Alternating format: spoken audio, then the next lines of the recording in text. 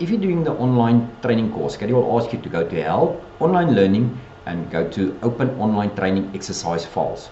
Now, up to Caddie 28, if you go to your View subfolder, Caddie displays all the modules as you can see there. Now, some of them contains materials, some contains textures, some pictures, so it's not part of the exercises, it's just you have to have it in that folder so Caddie can retrieve the materials or the texture.